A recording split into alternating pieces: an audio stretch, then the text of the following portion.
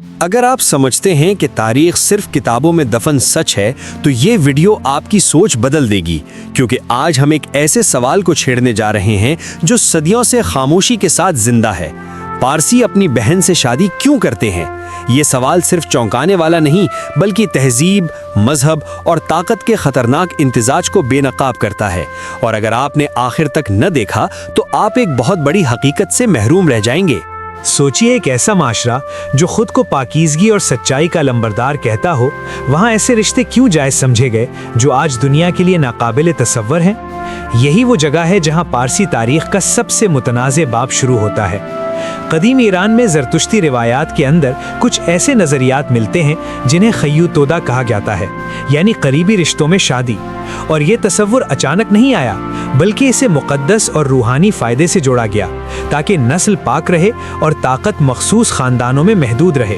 اب ذرا غور کریں کہ مذہب کو جب طاقت کے ساتھ جوڑ دیا جائے تو کیا کچھ جائز قرار دیا جا سکتا ہے؟ پارسی اشرافیہ کے نزدیک بہن سے شادی کوئی گناہ نہیں بلکہ ایک اعلیٰ مقصد تھی۔ ان کے خیال میں اس سے دولت، اقتدار اور مذہبی اختیار باہر منتقل نہیں ہوتا، اور یہی سوچ رفتہ رفتہ ایک روایت بن گئی جسے سوال کرنے کی اجازت بھی نہیں تھی، کیونکہ سوال خود مذہب پر حملہ سمجھا جاتا تھا۔ یہاں کہانی اور بھی گہری ہو جاتی ہے، کیونکہ قدیم مذہبی متون میں ان رشتوں کو ثواب کا ذریعہ کہا گیا۔ کچھ حوالوں میں یہاں تک ملتا ہے کہ ایسی شادی کائناتی ترتیب کو مضبوط کرتی ہے، یعنی مرد اور عورت کا قریبی تعلق دنیا میں روشنی اور سچ کو بڑھاتا ہے۔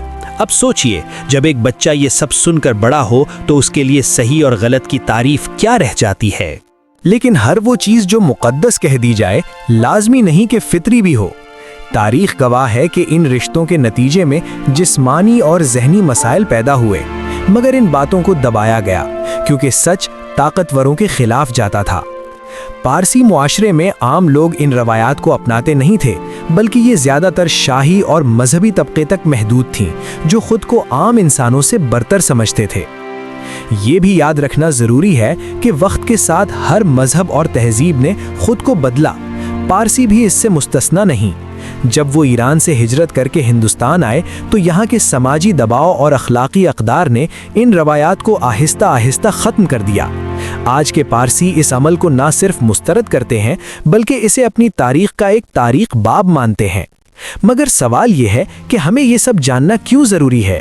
وجہ بہت سادہ ہے، کیونکہ تاریخ چھپانے سے نہیں، سیکھنے سے فائدہ دیتی ہے۔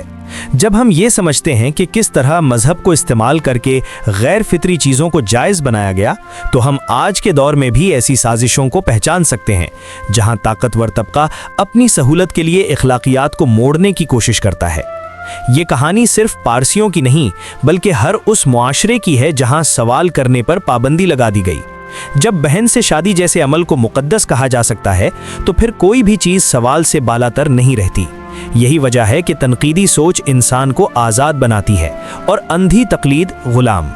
اب آپ خود سے پوچھیں، اگر آپ اس ویڈیو کو شروع میں چھوڑ دیتے تو کیا آپ کو یہ سب معلوم ہوتا؟ یہ وہ حقائق ہیں جو اکثر چھپا دیے جاتے ہیں، کیونکہ سچ ہمیشہ آرام دہ نہیں ہوتا، مگر سچ ہی وہ آئینہ ہے جو ہمیں ہمارا اصل چہرہ دکھاتا ہے۔ آخر میں یہی کہا جا سکتا ہے کہ پارسیوں کی تاریخ میں بہن سے شادی کا تصور ایک مخصوص دور، مخصوص طبقے اور مخصوص طاقت کی علامت تھا، نہ کہ پوری قوم کی پہچان۔ آج یہ قوم تعلیم، شعور اور اخلاقی اقدار میں دنیا کے لیے مثال ہے، اور یہی ثابت کرتا ہے کہ انسان اور معاشرے بدل سکتے ہیں، بس شرط یہ ہے کہ سچ کو سننے اور ماننے کی ہمت ہو۔